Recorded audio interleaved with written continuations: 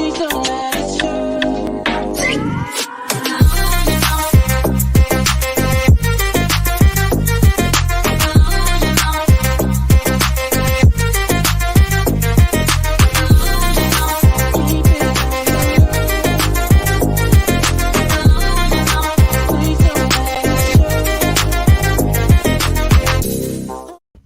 What up? Oh, we are live with the special Labor Day edition of Magic Mondays. How you guys doing? I'm so glad that you could join us today. I'm your host, Neil D'Souza, with my man in the house, Jason Vaz. How's it going? How's it going? Come on, but look, Jason, this is what we have to deal with. Labor Day and the help is gone. Where is Marlon at? Marlon Yee is enjoying his Labor Day, you know. You can't get good help. Well, you know what? Marlon is not available to make it in today. Hope he's enjoying the Labor Day weekend. And Marlon, wherever you are, you know, we are here. Look at this. We are showing up for the viewers. We are showing up for the special edition on talking about the political platforms, talking about how they are setting up the housing platforms for you and I to vote. And we're going to be breaking that down. Do you have any overall thoughts before we get into breaking them down? Do you have any thoughts about the election in general? Completely unnecessary. I think they shouldn't have called it. I think that's the general sentiment for everyone, that they have gone ahead, called this election when they could have waited 2 years. You know, this year we had a lot of things happen. Okay, we have a brand new vaccine. We have a lot of there's a lot of people that are scared. People that are been out of jobs for 18 months. Like, people are generally not in the best place right now, and I think the federal government is taking advantage of that by calling an election. They're preying on the public's emotions, and it's just distasteful at most. That's interesting. So tell me, why do you think they're actually calling this election now? Can you speculate? Well, I can speculate very easily. We have a gross number of the population. Like in Toronto, we don't see it as much. In Ontario, we don't see it as much. But when we look at the country as a whole, these subsidized checks that are coming in some cases, are covering everyone's expenses. You know, it's been preached by the Liberal Party many a times where they want to have a basic income. And what better time to get reelected when you've given someone a taste of the heroin and now they're starting to itch for another hit. And that's what I think they've done. I think that they could only afford to do it for a short amount of time, wanted to go get everyone a little bit happy, and now they call an election to go get themselves back into office. But I have faith in Canadians. I have faith that Canada will do the right thing.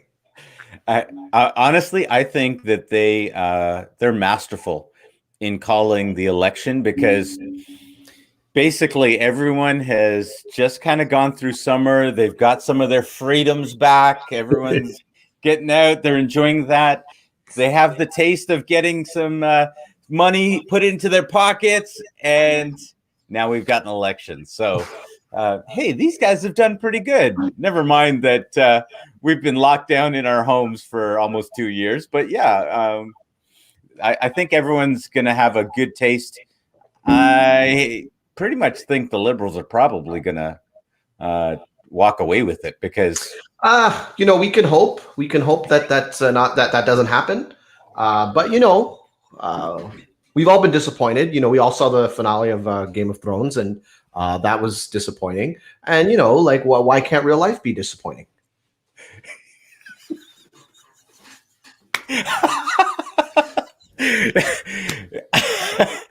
Guys, and this is why we have Jason Vaz on this show. He keeps it interesting and keeps it real. Guys, okay, so today we are going to be talking about the different platforms that each of the parties, that the Liberals, the Conservatives, and the NDP have. The Green Party doesn't really have much of a platform at all. So we're going to just kind of go. Yeah, that's right. They are still time. Everything turns gray. They can't have a party anymore. So what do they do in the wintertime? They're no longer the Green Party. But you know, they've actually continued to build that party, and considering where they came from, I've got to say they have really continued to build. But here's the reality. When it comes to housing, these three are really the only three that have any platform to stand on when it comes to housing, when it comes to real estate. And so we're going to look at some of them, and we're going to look at what they're saying. That there are a lot more promises that they're making than what we're going to go through, first of all. But we're going to go through some of the main ones, specifically the ones that actually mean that they're going to put out some money, or the ones where they're not going to get some money in the form of, say, tax credits and things like that. So we'll look at some of those items. Anywhere that they've sort of said, oh, we're gonna commit to reviewing this or consider that, for the most part, we're just going to leave those aside, because those are just political promises that don't have anything tied to them. So with that, should we go to the first slide, Jay? Let's go. Let's dive right into it. All right. Ooh, so our good friend Jagmeet Singh. All right. I'm going to dive into this right now, Neil. So his first promise is that they're going to build 500,000 units of affordable housing over 10 years. That sounds like a great sentiment. However, it's over freaking 10 years. So we're going to get 50,000 units across the entire nation, second largest country in the world, like by land size. So these guys can be throwing these units in Nunavut for all we know. It doesn't really affect the average Canadian. That's what we got to understand. Well, what I love about this one, and what's interesting when you look at some of these promises, 500,000 new affordable units, that does sound really tantalizing. But you're right, over 10 years. Now they say, okay, well, most of them, at least half of them, will be in the first 5 years. But interestingly, what's the term of a new government? Well, it depends. It depends. With any luck, we'll see one guy who only had a 2-year term. With any luck. Yeah, but the term is 4 years. So even his most basic promise on that is going to be a year over that. So, and now what are we talking about when we're talking about affordable housing? We're really talking a lot more around rental units, right? Apartments and things like that. Because notice that he says 500,000 units and not home and not houses. So that was significant to me when it comes to we can't be surprised by this. The NDP is the Socialist Party of Canada, for lack of a better term, but they don't support home ownership. They really don't. The idea of home ownership really revolves around the capitalistic side of your mind, and the NDP is just that space does not. So that's why you'll see a lot of NDP supporters are very young. They're university students. They haven't entered into that realm. It's quite rare for somebody in, like at the age of like 35, 45 to be an NDP supporter, because at that age, that's when they're actually raising a family. And all the things that the NDP promises will make you easier. When you're actually doing them, you realize, no, this is going to hurt me more than it's going to help me. Well, one of the things that I will say where they're looking to help out the homeowners is point number 3. We'll come back to point number 2, but point number 3, where they're talking about bringing back 30-year amortizations. So they're saying, hey, for the homeowners, you're going to be able to amortize out for a longer distance, thereby lowering your monthly payments. Which, to be fair, I actually like that idea. Mm-hmm. They're bringing them back for those who are putting less than 20%, because currently if you put 20%, you can get it. But I do like that idea, because if they did that right now, many people come to me as an agent, first-time home buyers, and they say, Jason, I've got 5%. Can I buy? Theoretically, yes. Practically, no. Lenders don't want to lend out to you because the ratios are very tight at 5%. I would say 1 out of every 10 applicants actually get approved. You've got to have everything looking squeaky clean. So by them extending it for 30 years, that would help. That would help alleviate some of the pressure that's been caused by the current administration. But the thing is, undo all the nonsense from before. If you do that, then this will be, easier. But yeah, bringing back the 30-year amortization period on a 5% down, I think that's better. Less down is better. That's just how real estate works. Yeah, I think it's a lot more beneficial for the new home buyers, the first-time home buyers, these kind of people, because it allows them to get in and stretch it out, as opposed to people that are already in the market. Here's the reality: if you're a real estate investor and you see this, you're just going to be able to add more to your portfolio. And no word of lie, I look at that and think, oh, that's fantastic. But if you really want it to have more effect for housing, you want to give that to the first-time buyers and new into the field. So why don't we look at number 2? Waiving the HST and GST for affordable housing bill. So let's just put, there's some key things we need to pull out here. First off, affordable housing. What constitutes to affordable housing? Because in my market, a 1-bedroom apartment for $2,000, that's affordable housing. But now if we go over to Manitoba, that's a freaking ripoff. I had some time to do some traveling this summer around Canada. I visited different provinces. I was in Saskatchewan. If anyone's never been, I encourage you to go check it out. It's like a different world. But when I was there, you could get yourself a 3-bedroom bungalow for about $250,000. Now, you'll be able to do the numbers for that. That's like what, maybe $1,200 mortgage. Yeah, something around there. Something around there. At current rate's about $1,200. Now, for them, a $2,000 1-bedroom apartment would be like, holy shit, you're ripping me off. But so this is where it says they're using this word affordable as a very blanket statement. You know what I mean? Yeah. Anyway, so that's this one. And what's affordable in one city versus another. Exactly. What you're saying and that's the point I'm trying to make is that they're using a lot of blanket statements which sound nice, but when you ask the hard questions, I bet you if Mr. Jagmeet Singh was here, he would be talking about why Trudeau is bad or why O'Toole is bad. He would never answer these questions. So that's an unfortunate thing where we live in. We live in this democratic society where they don't answer questions. Well, what I would say about the NDP platform here is there's a lot of nice ideas. It feels good overall.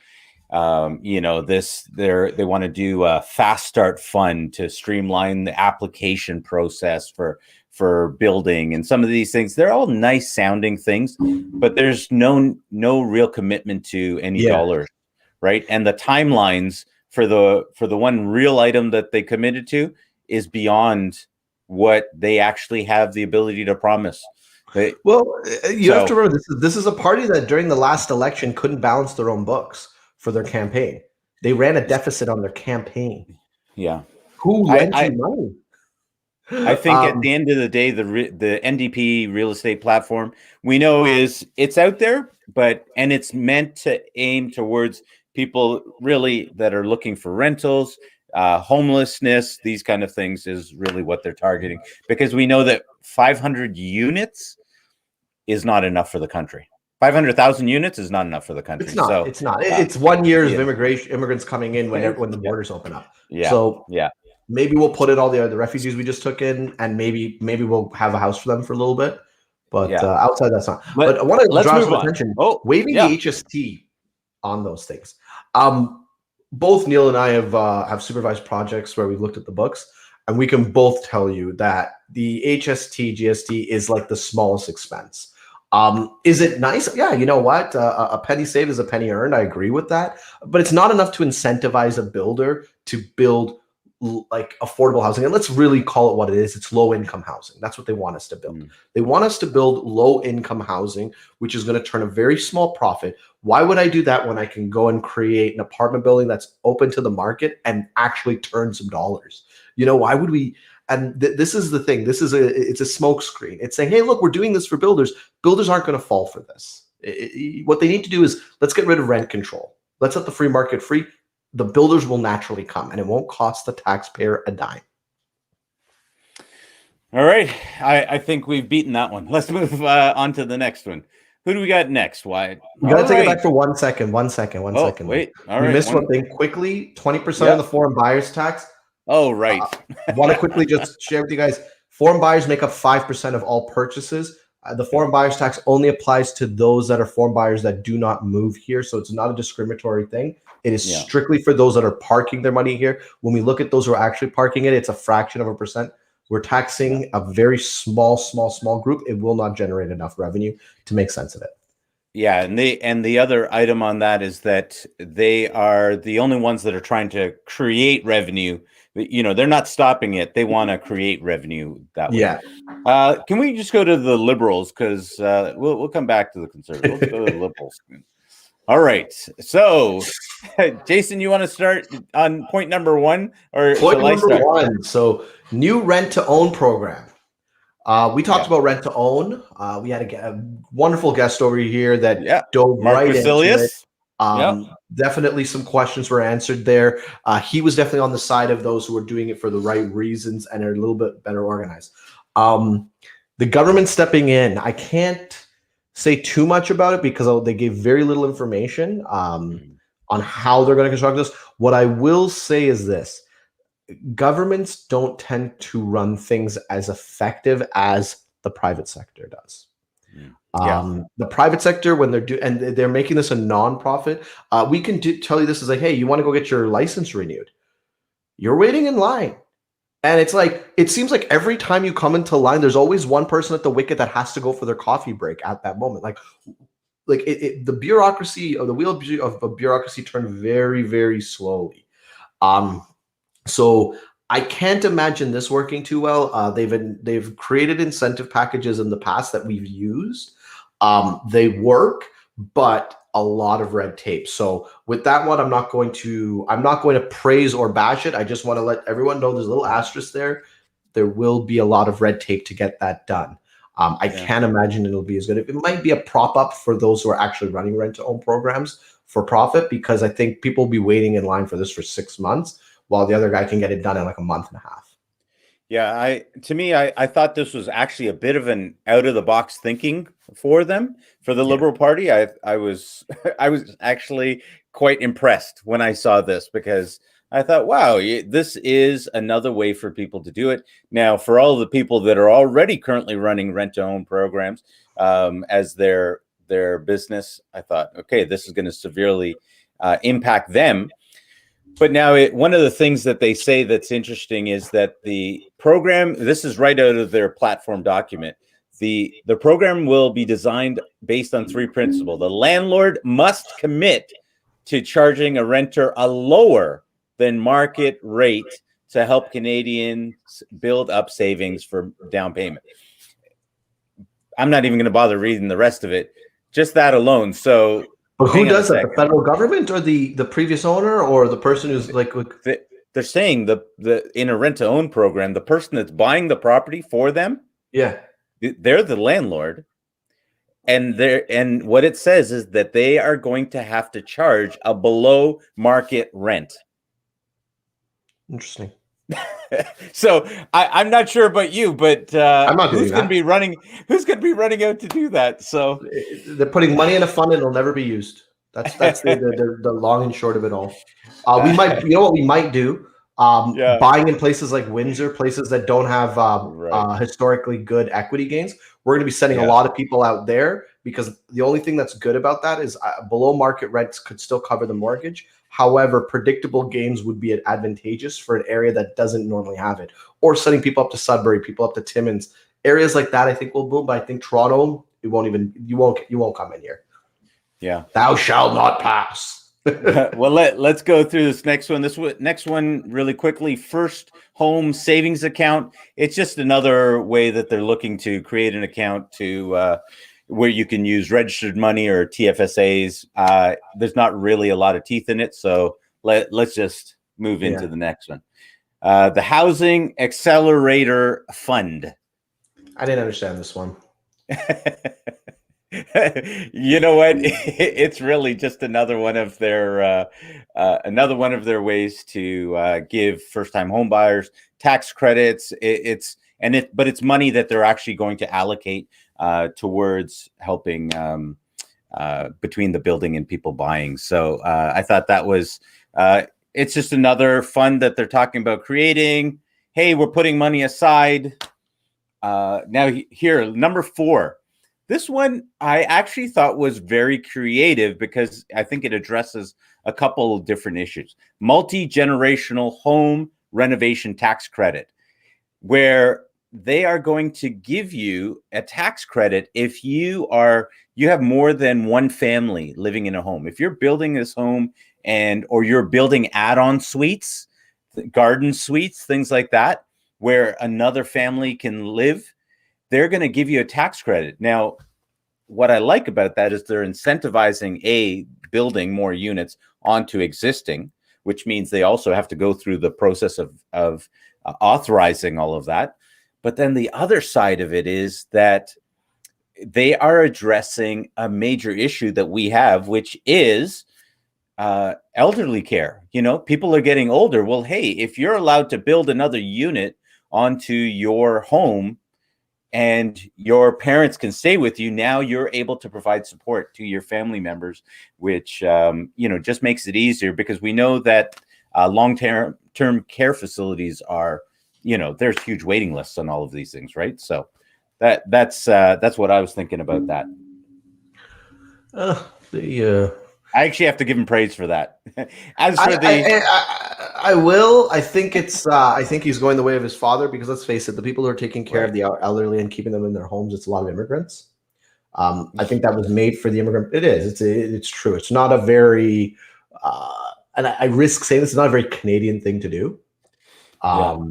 In all fairness, because people that are like fifth generation Canadians, and that's what I mean when I say Canadian thing, people that are very ingrained in their roots, not someone like myself or Neil who are born here, but our parents are born elsewhere. People that are like five. Well, I was actually born elsewhere. Side note. Were you? You've been here long enough, man. It's all the same. Yeah, that's right. Well, one thing I should say about the Housing Accelerator Fund, they're actually going to put they're saying they're going to put $4 billion into that. That's really their program for addressing new homes, 100,000 new middle-class homes by 2024, 25. So that's sort of their program for how they're going to add new homes. Their home buyers bill of rights. This one you probably want to say something about, but I don't want you going.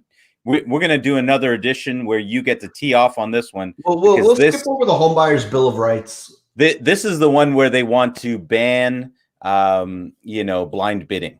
So that's the one that they sneak that one in. We're going to come back to that in there, but let's get one thing very, very, very clear, guys. Don't let that scare. For my first-time homebuyers that are watching this, that sounds like a good idea. The federal government doesn't have the power to do such a thing. Okay. Yeah.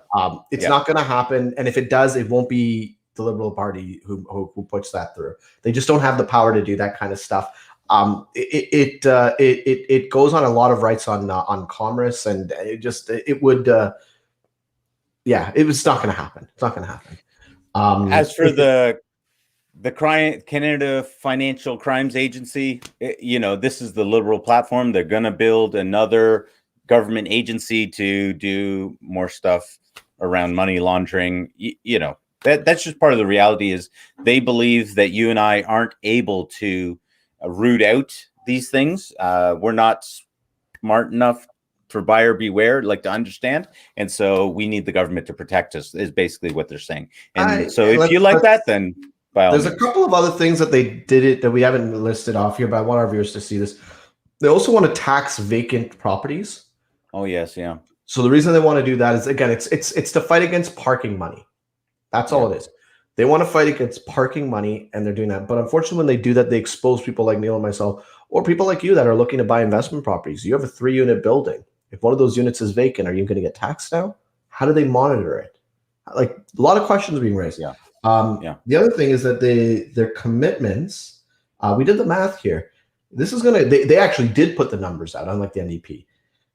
It's about $80 billion. Guys, this government's been in power for 6 years. They've had nothing but spend, and we haven't seen anything for that spending. And we're about to sign off for them to give $80 billion because they say it will work. I think we know better. I think we learned. And I think fool me once, shame on me. Fool me twice, shame on you. Let's just not get fooled the second time. How about that? Well, let's go to the Conservative platform. Let's see what they're talking about. Okay, so a new 7 to 10 year mortgage. So this plan is really something that they want to. There's already 7 to 10 year mortgages, but they're really high, and so for the most part, nobody wants to take them. But they want to create this class where it'll be lower interest rates for first-time buyers, so that they're going to be able to, when you buy a home, you're going to be able to have a low rate for an extended period of time thereby giving you time to get your feet under you as a first-time home buyer. We know you're buying furniture, you're buying all of these things for your home. Getting settled into it costs a lot. So I think that's what they're trying to address there. So with that number one point, I don't think the only way I can see them selling this is if they tell the banks, hey, if you're giving a 7 to 10 on a first-time home buyer, we exempt you of the tax on that one. Any income you make off that is yours.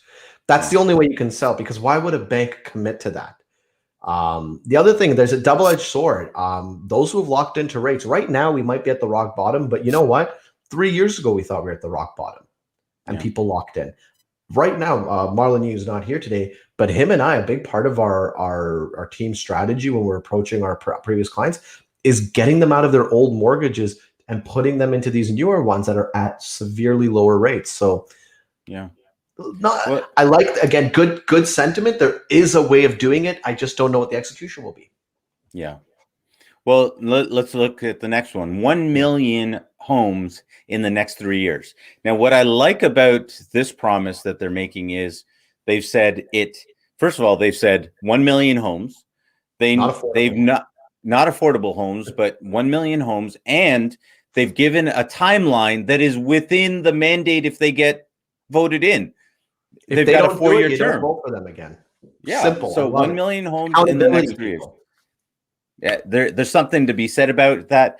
And 1 million homes, we know that they're looking to bring in all of the parties for immigration. We're trying to bring in another 1 million people over the next year, new immigrants. So we're going to need at least 1 million new homes. It's kind of common sense. Oh, you're going to bring 1 million people in? We're going to need 1 million homes.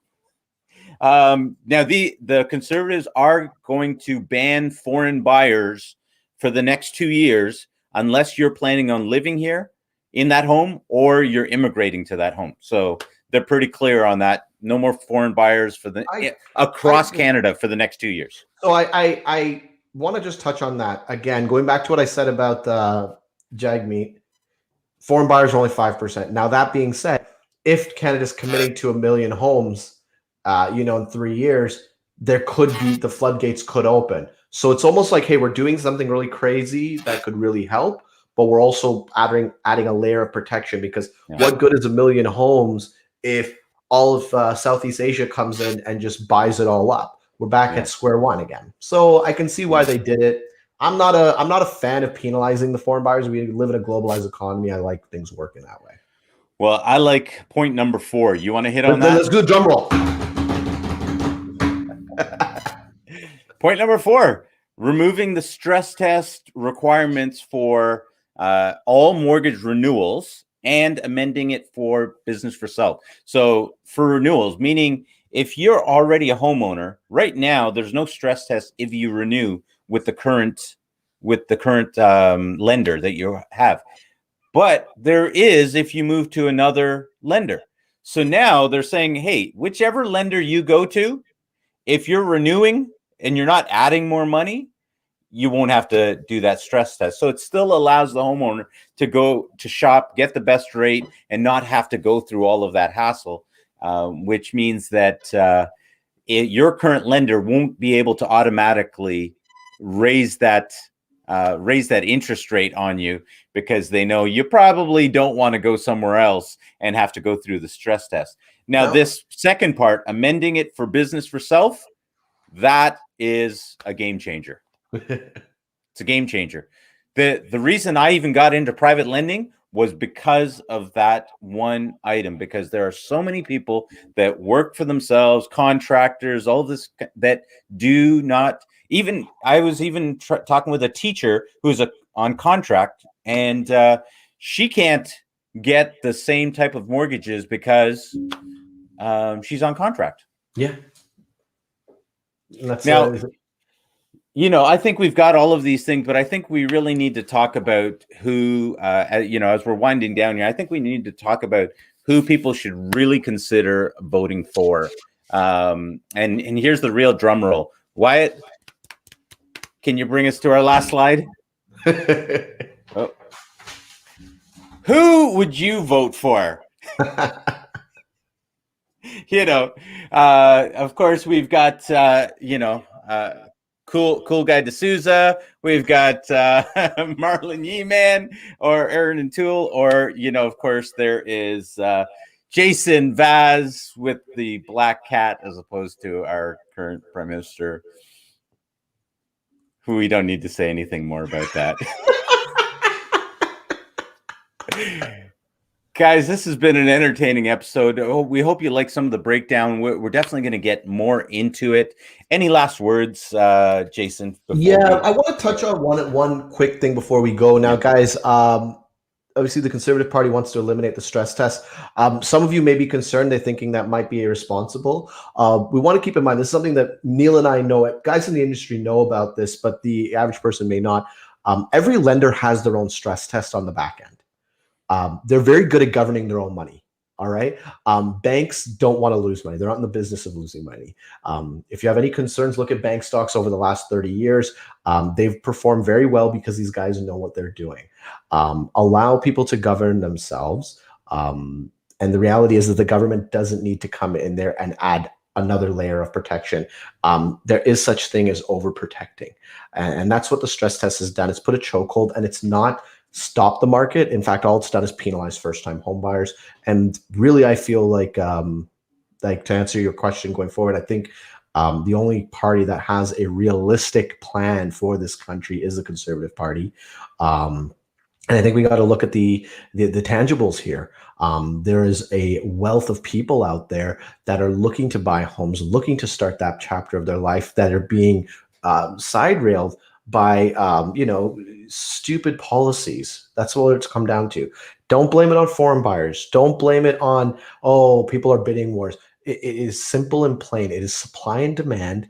There's one party and one party only that is willing to increase the supply to match the demand, which will not bring prices down, but it will stop them from skyrocketing. Yeah. And I think the Conservative Party is the way to go, guys. At me if you think otherwise.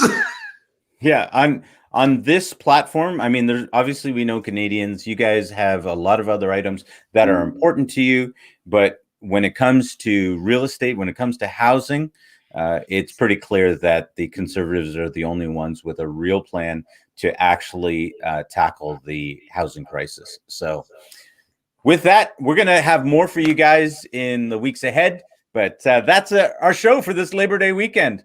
Take care, guys. You guys have a wonderful long weekend, all right? Don't drink too much, but if you do, just don't drive. See you guys next week.